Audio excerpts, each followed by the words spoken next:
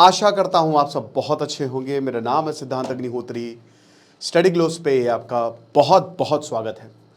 इस बार की गर्मी जला डालेगी रे, जला डालेगी, जला डालेगी। अभी मैं गया था बाहर, लखनऊ में 42 डिग्री सेल्सियस तक टेम्परेचर हो रहा है। मैं आपको एक अपनी कहानी बताऊं, छोटी सी, बस 2 मिनट। अरे कहानी से याद आया, एआई वीडियो। भाई अपनी कहानी अब आप बताइए। एआई वीडियो जनरेशन का बहुत ही शानदार कोर्स हमने निकाल दिया, डिस्क्रिप्शन कमेंट बॉक्स में लिखा है। 500 रुपये का कोर्स है, सर्टिफिकेशन कोर्स है। तो अब आप खुद भी एआई वीडियो किसी भी तरीके का बना सकते हो, लाखों कमा सकते हो। अब क्या हुआ ना कि मैं अभी गया था 10 अप्रैल को महाराष्ट्र गया मैं। उसका व्लॉग सुकून चैनल पे आ रहा है, उसका भी लिंक है डिस्क्रिप्शन पे, इन्फॉर्मेशन व्लॉग है। तो अब क्या है ना कि मैं महाराष्ट्र गया। क्यों गया? अब आप, बहुत बच्चे बोल रहे थे वहाँ पे, कुछ मिले भी, वो बोल रहे थे सर आप इस मौसम, मुझे पता है इस मौसम में नहीं आना है, महाराष्ट्र मानसून में ब्यूटीफुल लगता है, मुझे पता है, फिर क्यों आया मैं? भीमा शंकर मेरा आखिरी ज्योतिर्लिंग बचा था। थोड़ा सा बस कहानी सुन लीजिए, आपको मैं अभी बताता हूँ। तो भीमा शंकर मेरा आखिरी ज्योतिर्लिंग बचा था, तो उसके बाद मैं वहाँ पे चला गया। फिर अब क्या हुआ कि मेरी जो ट्रिप है वो 10 अप्रैल से शुरू हुई। ठीक है, 10 अप्रैल शुरू हुई। मैंने क्या है ना कि पहले रिजर्वेशन करवा लिया था, फ्लाइट का टिकट पहले बुक करा लिया था। उन्होंने कहा था कि 10 अप्रैल को भीमा शंकर अभी बंद है, तो 10 अप्रैल को खुल जाएगा, क्योंकि रिनोवेशन चल रहा है। खुला नहीं। एक तो मुझे समझ में नहीं आता कि ये डिले पे डिले क्यों करते हो, पैसा वेस्ट हुआ ना मेरा। भाई डिले पे डिले क्यों वेस्ट, डिले पे डिले पे एक डेट दे दो ना। एक डेट नहीं दे सकते कि भाई अगस्त में खुलेगा, उससे पहले मत आना। अभी 31 मई की डेट दी, उसमें भी नहीं खुलेगा। कितने लोग बेचारे करा ले, आप देख लीजिएगा। ये बहुत बेवकूफ़ी है। अब मैं जब 10 अप्रैल को गया तो सबसे पहले मैं नासिक गया। मेरी ट्रेन नासिक गई, पुणे से वापसी की मेरी फ़्लाइट थी। उसके बाद मैं लगभग दोपहर 12:30 बजे वहाँ पे निकला। भयंकर गर्मी, एक बादल नहीं, जल गए हम लोग। स्कूटी रेंट की थी मैंने, 35 किलोमीटर है वहाँ से। गए, सैटरडे था, 11 अप्रैल को सैटरडे था। बहुत लंबी लाइन, और वो लाइन रोड तक आ गई, और रोड पे नंगे पैर जल गए, पूरा पैर जल गया। तो फिर मैं लेके आया भाई चप्पल, जो हम लोग ने पहनी थी उसको पहना। 1.5 घंटे, 2 बजे से, सोचिए दोपहर 2 बजे से आप निकल नहीं सकते। हम लोग 2 बजे से 2:30 बजे, लगभग 3:30 बजे तक खड़े रहे। हीट एक्सपोजर हो गया, इतनी भयानक गर्मी की चक्कर आ गए भाई। पानी आनी पिया, और उसके बाद बिना दर्शन किए हम लोग वापस चले गए। बाद में फिर दर्शन किए वापस आके। ये हालात है गर्मी के। इतनी बुरी गर्मी पड़ रही है इस समय कि तबाही मची हुई है। मतलब अगर आप दोपहर में जाएंगे तो आप सीधा वो फैंटास्टिक 4 का जॉनी बन के आएंगे। आग हर जगह। अब क्यों हो रहा है ऐसा? The thing is global warming. लेकिन मैं आपको एक बहुत ही कमाल की चीज़ बताता हूँ। बस एक एक चीज़ बताऊँगी, गर्मी कब ख़त्म होगी, कैसे होगी। एक अभी हाल ही में पेपर रिलीज़ किया गया है, उसमें जो पोल्यूशन पार्टिकल्स है ना, एयरोसॉल्स जिनको कहते हैं, जो सस्पेंडेड पार्टिकल जो हैं वो फिर सॉलिड पार्टिकल से मिक्स हो जाते हैं और एयरोसॉल बनाते हैं। पोल्यूशन की वजह से है वो। तो एक तरीके से पोल्यूशन हमारा शील्ड बन रहा है। यहाँ पे इस पेपर में लिखा है कि अभी भारत में तो 0.88 डिग्री सेल्सियस टेम्परेचर है। यानी कि अभी जो सबसे खतरनाक गर्मी है वो हमने झेली ही नहीं। पूरी दुनिया का 1.4 डिग्री सेल्सियस एवरेज टेम्परेचर है, भारत तो 0.88 पे खड़ा हुआ है। 1980 से लेकर 2015 की अगर बात करते हैं, समझ रहे हो? तो worst is yet to come. अभी तो हमने झेले ही नहीं कुछ। एक और बात बताता हूं, पॉल्यूशन, अब देखिए बोलना नहीं चाहिए, बट पॉल्यूशन हमारे लिए एक वरदान साबित हुआ है इस केस में। यहां पे पेपर बताता है कि सरप्राइजिंग रीजन है ये एयर पॉल्यूशन। एयरोसॉल्स जो हैं वो जो सनलाइट होती है उसको रिफ्लेक्ट कर देते हैं, जो सस्पेंडेड होते हैं, और उसकी वजह से एक टेम्पररी कूलिंग इफेक्ट होता है। यानी कि एक तरीके से इसको आप कह सकते हो डर्टी फिल्टर, खराब गंदा फिल्टर जो है ना, वो बहुत गंदा फिल्टर आपने लगा दिया, तो वो सनलाइट को आगे नहीं आने नहीं दे रहे, है ना, वो रिफ्लेक्ट कर रहे हैं। और जैसे ही हमारा पोल्यूशन हटेगा तो और गर्मी हमको फील हो सकती है, बट पोल्यूशन हटना बहुत ज़्यादा ज़रूरी है, ये भी मैं बता दूं। तो कह सकते हैं कि भाई हाँ, पोल्यूशन यहाँ पे हमारे काम आ रहा है कि भारत को उतना गर्म नहीं रख रहा है। अब आप बोलेंगे सर इससे भी ज़्यादा गर्म, बिल्कुल आपने सही पहचाना, इससे भी ज़्यादा गर्म। 43 डिग्री सेल्सियस तक टेम्परेचर पहुँच गया है। 20 शहरों में सबसे ज़्यादा गर्म भारत के 15 शहर हैं, जिसमें बनारस भी आता है। इस समय बनारस की गलियां सूनी हैं, और मैं आपको यही बोलूँगा कि भाई कोई भी प्लान हो जून तक तो कैंसिल कर दें, बिल्कुल कैंसिल कर दें। अभी बहुत बारिश हुई, मज़ा आई, ज़बरदस्त ठंडा मौसम हुआ, अब नहीं होगी। अब ये लंबा चलेगा स्पेल। हीट वेव्स का स्पेल चलेगा। पिछले साल हम बच गए गिन चुन के, ला नीना आया तो पिछले साल हुआ क्या ना कि भाई 15-20 दिन खाली गर्मी रही, बाकी बहुत अच्छा मौसम रहा।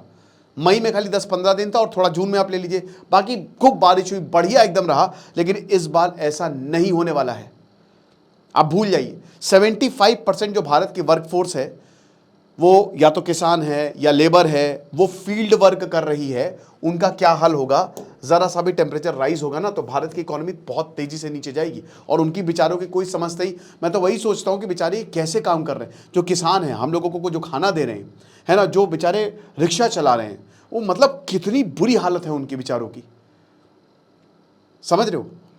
ये चीज़ है, 75% वर्कफोर्स हमारे रिस्क पर है। तो हीट जो है 43 डिग्री सेल्सियस तक बहुत सारे स्टेट्स में तो चली गई है, राजस्थान में तो क्रॉस कर गई है वो 43 डिग्री सेल्सियस। ऐसा लग रहा है कि 50 डिग्री सेल्सियस तक टेम्परेचर जाएगा और अभी बारिश नहीं होने वाली। अभी थोड़ा गुड़गांव में मौसम सुहावना हो गया था, बट वो थोड़े बहुत स्पेल्स रहेंगे। बट ये आप ये मान के चलिए मिड जून तक चलेगा, 15 जून तक, यानी कि अभी 8 हफ्ते आपको गर्मी झेलनी है, आपको इसको सर्वाइव करना है। ये चीज़ें हैं। अनइवन वार्मिंग भारत में हो रही है। अब ये मैंने आपको बताया था कि सब कुछ डिपेंड करता है प्रेशर पे, और क्योंकि भारत में गर्मी, भारत का जो पेनिनसुलर इंडिया वो ट्रॉपिक्स में आता है और ट्रॉपिक्स में ज़बरदस्त गर्मी पड़ रही है ग्लोबल वार्मिंग की वजह से। और इसीलिए भाई क्योंकि लो प्रेशर हाई प्रेशर का ही वो कंसेप्ट पूरा हिलता हुआ है, तो जहाँ पे बारिश नहीं हो रही थी वहाँ पे बारिश हो रही है और जहाँ पे सूखा पड़ रहा था वहाँ पे बारिश हो रही है। ये हिसाब किताब है कि भारत के जो वेदर पैटर्न्स है ना वो पूरी तरीके से बदल गए हैं। नाइट टेम्परेचर भी अच्छा खासा हाई है ना भाई। शुरुआत में सुबह पूरा दिन भर जो है वो धरती हीट लेता है, रात में रेडिएट करता है, तो रात में ठंडी हो जाती है, टेरेस्ट्रियल रेडिएशन। लेकिन इस बार रात में भी आपको जो है वो, और हर कोई एसी लगवा नहीं सकता है, एसी भी इतने सारे लग रहे हैं, ज़्यादा लोड बढ़ रहा है। ये तो बहुत अच्छी बात हुई है कि भारत ने रूफटॉप सोलर प्लांट में महारत हासिल कर ली है कि हर घर ने रूफटॉप सोलर प्लांट लगवाए हुए हैं, बिजली बनाई जा रही है। लेकिन अभी भी दोस्तों, अगर आप कैपिटल सिटीज़ को छोड़ दो तो बहुत सारे शहर अभी भी वहाँ पे 6-7 घंटे कटौती चल रही है। ठीक है, ये चीज़ है। अब नॉर्थ इंडिया में आप क्या एक्सपेक्ट कर सकते हैं, कब तक बारिश होगी। पहली बात तो इस बार की जो बारिश है वो बिलो नॉर्मल रहेगी अल नीनो की वजह से। ठीक है, अब अल नीनो लाल नीनो मैंने कई बार समझाया, अभी थोड़ी देर बाद और समझा दूंगा। अप्रैल मिड जून पीक, अप्रैल से लेकर जो अभी 20 अप्रैल है, एक एक दिन जा रहा है, बहुत अच्छा समझिए आप। मई जून भी हमको काटना है, 40 से 45 डिग्री सेल्सियस तक टेम्परेचर हो सकता है और लू चल सकती है, वो भी ड्राई लू। हमको पता ही है कि बहुत गर्म हवा जिसमें बिल्कुल ड्राई होती, सूखी, जो कि आपको बहुत भयानक तरीके से इफेक्ट कर देगी। मिड जून में 15 जून के बाद बारिश की पहली फुहारें देखने को मिल सकती है, प्री मॉनसून थंडरस्टॉर्म। और जून लास्ट आते आते आपको बारिश ठीक ठाक देखने को मिल सकती है, जिसकी वजह से टेम्परेचर 35 से 40 डिग्री तक या उससे कम भी हो सकता है। ठीक है, 30 से 35 डिग्री सेल्सियस तक टेम्परेचर रहता है, जो कि ठीक रहता है। लेकिन सबसे बड़ी बात, तब तक एक्सट्रीम हीट वेव चलेंगी और आपको उसके लिए तैयार रहना है। और बीच में शायद इक्का दुक्का दिन अगर बारिश हो गई तो हो गई, वरना ऐसा कुछ अभी फिलहाल तो वेदर पैटर्न दिख नहीं रहा है। वेस्टर्न डिस्टर्बेंस अब वीक हो चुके हैं, ये चीज़ है। अब बड़ी बात यह है कि इस बार IMD ने बोला है, मेट डिपार्टमेंट ने, कि 92% इस बार रेनफॉल रहेगी, यानी कि बिलो द एवरेज रेनफॉल।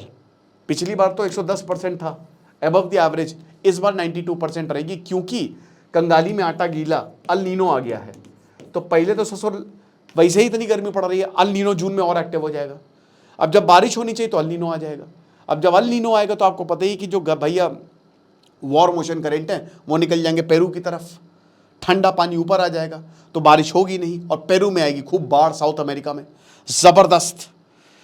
तो अल नीनो इफेक्ट जून के बाद स्ट्रेंथन होता हुआ दिख रहा है, जिसकी वजह से वेदर और लेस प्रेडिक्टेबल होगा। हेवी रेनफॉल बर्स्ट आपको देखने को मिल सकते हैं बहुत कम जगहों पे। मतलब एक तरीके से रेनफॉल होगी, ऐसा नहीं बारिश होगी। एक और ये बताया जा रहा है कि देखिए जुलाई में बारिश होगी, फिर अगस्त सितंबर में रुक जाएगी। लखनऊ में तो स्पेशली ये होता ही है कि पहले आपको बारिश देखने को मिलेगी, फिर एकदम से रुक जाएगी। जुलाई में बारिश होगी, पिछले साल एक अपवाद रहा कि काफ़ी अच्छी खासी बारिश हुई है, बट फिर वो 1-1.5 महीने के लिए रुक जाएगी। बहुत ही कम स्पेल्स होते हैं जहाँ पर ज़बरदस्त बारिश होती है। तो जून जुलाई में तो बढ़िया रहेगा, बट जुलाई और अगस्त ये की रिस्क पीरियड है। ठीक है, तो ये चीज़ है। फिर अगस्त सितंबर में इंडियन ओशन डाइपोल आएगा, वो रिकवरी करेगा, यानी कि IOD की मदद से होगी। यानी कि 15 जुलाई के आसपास से लेकर अगस्त तक हो सकता है बारिश थोड़ी रुक जाए, बट अगेन ये सितंबर से वापस जो है वो होने शुरू होगी। ये चीज़ है। तो फिलहाल तो बस यही बोलूँगा कि भैया घर पे रहिए जितना ज़्यादा हो सके। कूलर लगवा लीजिए, कूलर भी नहीं कर सकते तो कोशिश करें कि प्रॉपर वेंटिलेशन रहे, और छत को कवर करवा दीजिए, ठीक है। कुछ शीट्स आती हैं, अगर आप उनको छत पे लगा देंगे ना, क्योंकि हीट जैसे क्या होता है कि छत के नीचे सीधा आपका घर है तो बहुत गर्मी होगी, तो बेस्ट यही है कि छत के ऊपर घर कोई फ्लोर बनाओ तो भाई बढ़िया, बट उनको भी गर्मी लगेगी। तो अगर एक प्रॉपर शीट लगवा दे, रिफ्लेक्टिंग शीट्स आती हैं आजकल, ठीक है, काफ़ी चल रही हैं, वो काफ़ी फ़ायदा कर सकता है। छोटी छोटी चीज़ें अगर आप करेंगे ना तो वो ज़्यादा बेहतर होगा। दोपहर में तभी निकले जब बहुत ज़्यादा ज़रूरत हो। बॉटल ले ले, उसमें ORS डाल दें, ठीक है। बॉटल ले ली, पानी ले लिया, उसमें ORS, ताकि डिहाइड्रेशन ना हो, और बहुत अच्छा भी पीने में लगता है, और सिप सिप करके पीते रहें। ठंडी बॉटल ही रखें, गर्म ना रखें। बाकी ये जो है ना गन्ने का जूस, ये सब पीने से बचें। बहुत गलत तरीके से, गंदे तरीके से जो बर्फ़ होती है, तो कोशिश करिए ना पिए। खीरा ककड़ी खूब खाएं, है ना। अभी तरबूज आ रहा है ना, वाटरमेलन, मस्क मेलन खूब खाएं। ये सब आपको बहुत ज़्यादा बढ़िया, नींबू पानी पिए, नींबू पानी आपको बहुत ज़्यादा। बट वही कह रहे हैं कि एक्सट्रीम पीक आवर्स जो होते हैं ना, अगर आपका फील्ड वर्क नहीं है, अब ये बेचारे जो जेप्टो वाले हैं, ब्लिंकिट वाले हैं, मिंत्रा वाले हैं, दिन भर दौड़ते रहते हैं, इनका कोई, इनके क्या करें अब इसी में जैसे अभी मैं पुणे गया, चंडीगढ़ गया, तो वहाँ पे ना बहुत बड़े बड़े पेड़ हैं, बहुत बड़े बड़े, 400-400 500-500 साल पुराना, उनको काटा नहीं है, प्लांट सिटी है। ये पेड़ काम आते हैं, इसीलिए कहते हैं कि जितना ज़्यादा पेड़ लगाएंगे उतना ज़्यादा अच्छा होगा। बाकी जो है सो है। आपको क्या लगता है मुझे कमेंट बॉक्स में बताइएगा। Thank you so much.